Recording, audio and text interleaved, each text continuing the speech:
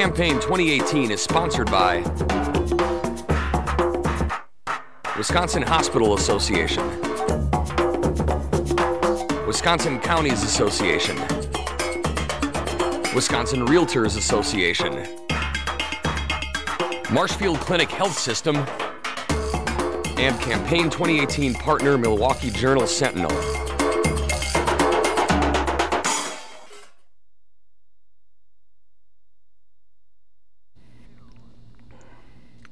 Sarah Godlewski of Madison is a Democratic candidate for the state treasurer. The primary is August 14th. Sarah, welcome back to WisconsinEye. Thanks, Steve. It's good to see you again. Now, you're a finance expert, so I have this question, Okay. and I know you could take it. So one of your personal finance clients came to you and said, my spouse and I want to take out a loan for $150,000 to seek a job that pays $70,000, and it's a one-person job. Would you advise them that that is the best financial plan for them? I'm not trying to set you up. I know that you can take that question. Well, you would advise them? I was going to say, Steve, have you been talking to my husband? No. I just was reading that you have loaned yourself, you and your husband, $150,000. Yeah. Which speaks to, okay, how much you want the job. But it's, go ahead. Yeah, I mean, honestly, I think it goes back to how much I believe in this job. I mean, we talked, Steve, back in March when there was a campaign before the April vote. Right. With Jack Voigt and I were traveling around the state. Yes. To the R&D Roadshow. Yeah, the R&D Roadshow, to talk to people about the potential with this office. And something that became really clear to me in traveling around the state is that it has been untapped for so long. And what I also found really interesting is that when I was trying to figure out how much time we should invest in saving this office, I called the National Association of State Treasurers. And they invited me to their state conference, or their federal conference. So I was there with other comptrollers, treasurers, financial officers across the country, and how they are using this bully pulpit to really transform just economic policy and really advocate financially for the people of their state is absolutely incredible. And we're lagging behind because we just don't have anybody doing that. So a great example, I was talking with one of the treasurers from Illinois, and he's like, well, what were you doing when the whole Wells Fargo incident happened, Sarah? He goes, people were kicked off of their loans, they increased interest rates, like what did Wisconsin do? And I'm like, nothing.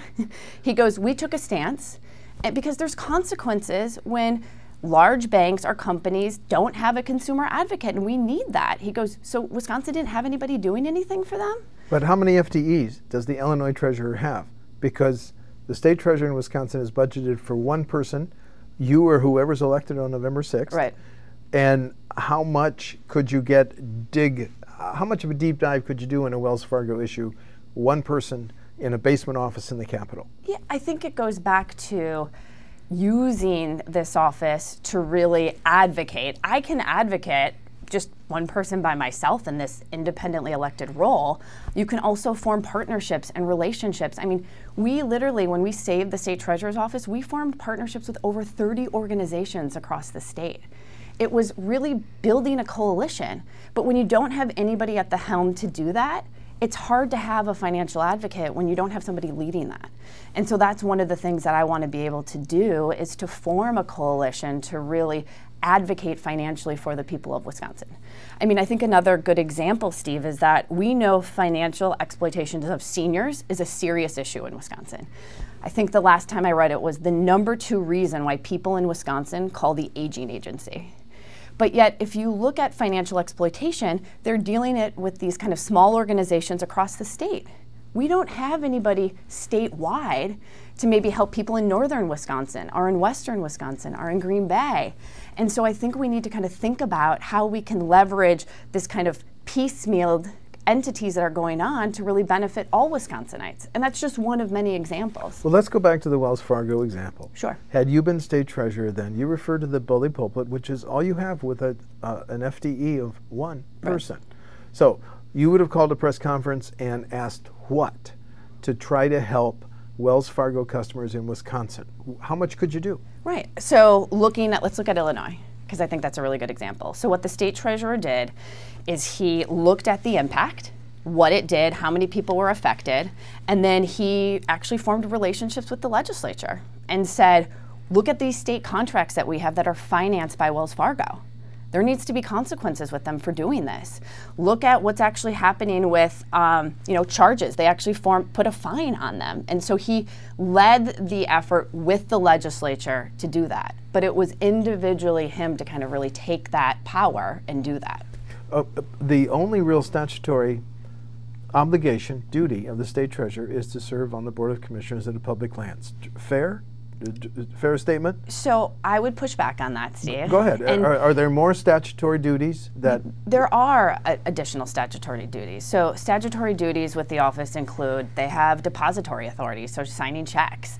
They are allowing for people to review the books. It talks about permitting of examination of books. It talks about the promotion of unclaimed property, and I think we can kind of get into the legal side of that as well. But what I find so fascinating is that when you look at the way that our Constitution was framed and how it was set up, is they made this an independently elected office. Yes. And I think that that was it's a brilliant. Constitutional officer. A constitutional officer that are responsible to the people.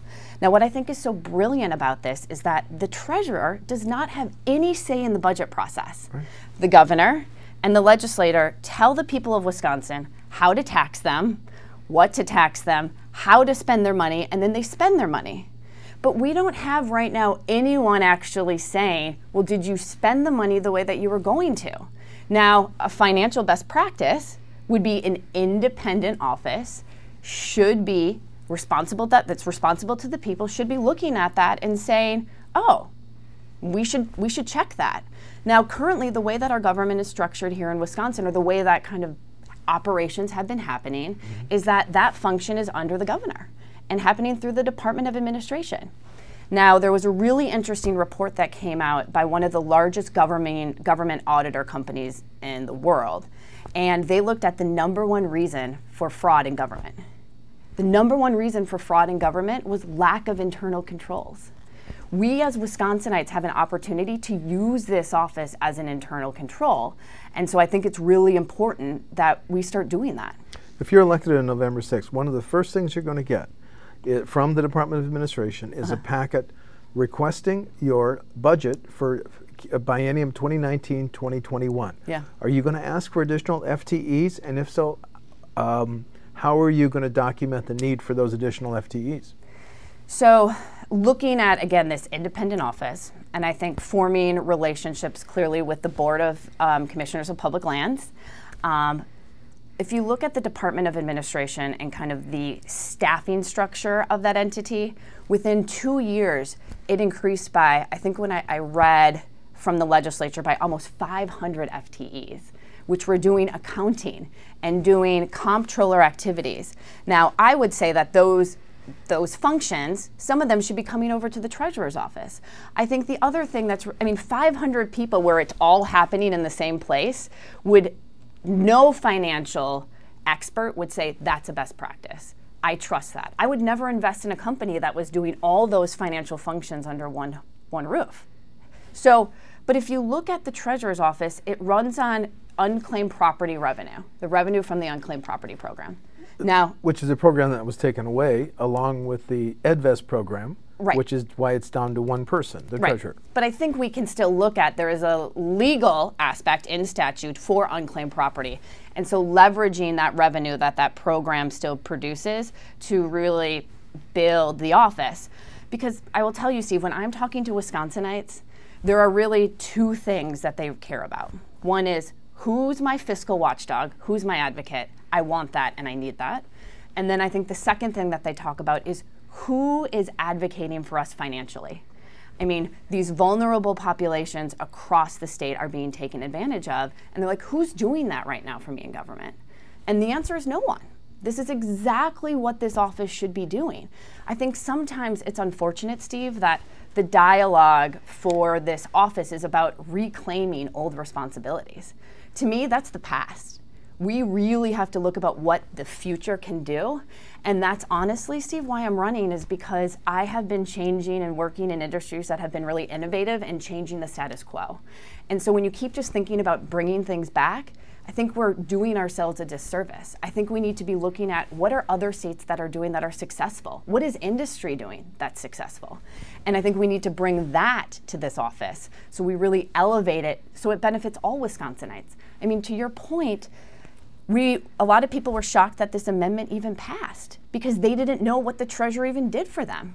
And so we worked really hard to save this office. I mean, almost 62% of Wisconsinites said, yes, we need this, so let's make sure that it actually impacts all of them.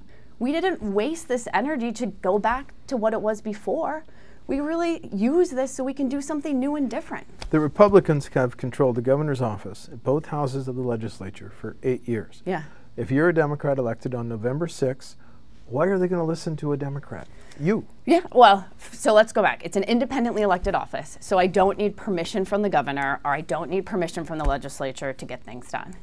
But that said, I mean, last time, Steve, we were in this building, the former Republican treasurer, Jack Voigt, and I were working together, traveling the state, communicating the importance of this office. So that is just one of many examples. I mean, when I was working in government, I was a part of a bipartisan PTSD national task force that worked with people across the aisle because PTSD is a problem in this country. And it's bipartisan solutions that are going to really be some of the best solutions to address it. And so I have a history. When I was at the Department of Defense, I mean, we worked together to save taxpayers millions of dollars.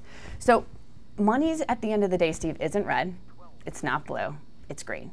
And so I think legislatures, the governor, they want to do what's in the best interest of Wisconsin. And so working across the aisle is not going to be a problem. So if you took office in January as the state treasurer, what would be the top issue to raise the profile of, use the bully pulpit, help potential defrauded consumers, top issue that you would focus on after you take the oath of office? Right, so when I'm talking to voters, there's really two things that come up. I think the number one, well, one of two, is to be that fiscal watchdog. So, you know, as just citizens, we have the ability to review and examine financial transactions that involve our tax dollars. It was really interesting because when I was going to that National Treasurers Conference, they're like, do you have a taxpayer annual report?